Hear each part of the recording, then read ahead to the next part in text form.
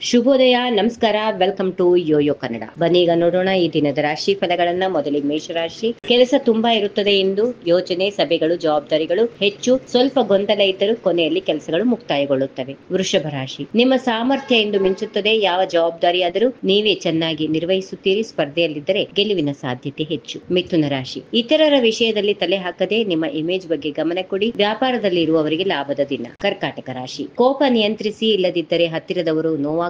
ಬರಹಗಾರರು, ಕಲಾವಿದರಿಗೆ ಉತ್ತಮ ದಿನ. ಹೊಸ ಸವಾಲುಗಳಿಗೆ ಸೂಕ್ತ ಸಮಯ. ಸಿಂಹ ರಾಶಿ. ಇಂದು ಕಠಿಣ ಪರಿಶ್ರಮ ಅಗತ್ಯ. ಶ್ರಮ ಪಟ್ರೆ ಯಶಸ್ಸು ಖಚಿತ. ಪರಿಶ್ರಮಕ್ಕೆ ಪರ್ಯಾಯವಿಲ್ಲ ಎಂಬುದನ್ನು ಅರಿತುಕೊಂಡು ಮುನ್ನಡೆಯಬೇಕು. ಕನ್ಯಾ ರಾಶಿ. ನಿಮ್ಮವರಿಂದ ಆಶ್ಚರ್ಯಗಳ ಜೊತೆಗೆ ಬೇಡಿಕೆಗಳು ಬರಬಹುದು. ವ್ಯಾಪಾರದಲ್ಲಿ ಶುಭ ಸುದ್ದಿ ಇದೆ. ಹಳೆಯ ತಪ್ಪುಗಳನ್ನು ಒಪ್ಪಿಕೊಂಡು ಭವಿಷ್ಯದ ಯೋಚನೆ ಮಾಡಿ. ತುಲಾ ರಾಶಿ. ಜನರು ನಿಮ್ಮ ಒಳ್ಳೆಯತನದ ಲಾಭ ಪಡೆಯಲು ಪ್ರಯತ್ನಿಸುತ್ತಾರೆ. ಸಣ್ಣ ವಿಷಯಗಳಿಂದ ಕೋಪ ಹೆಚ್ಚಾಗಬಹುದು. ಹಣಕಾಸಿನಲ್ಲಿ ಅವಕಾಶಗಳನ್ನು ಬಳಸಿಕೊಳ್ಳಿ. ಮನಸ್ಸು ಶಾಂತವಾಗಿದ್ದರೆ ಕಳೆದು ಹೋದ ಶಾಂತಿ ಕಾಂತಿ ಮರಳಿ ಬರುತ್ತದೆ. ವೃಶ್ಚಿಕ ರಾಶಿ.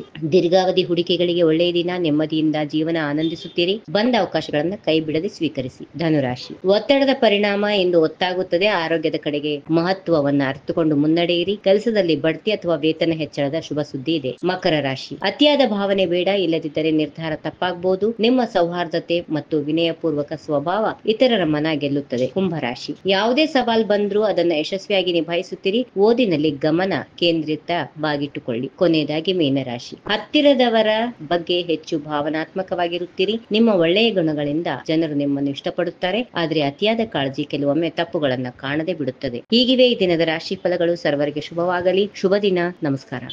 ಈ ವಿಡಿಯೋ ನಿಮಗೆ ಇಷ್ಟವಾದಲ್ಲಿ ಲೈಕ್ ಮಾಡಿ, ಶೇರ್ ಮಾಡಿ, ಸಬ್ಸ್ಕ್ರೈಬ್ ಮಾಡಿ.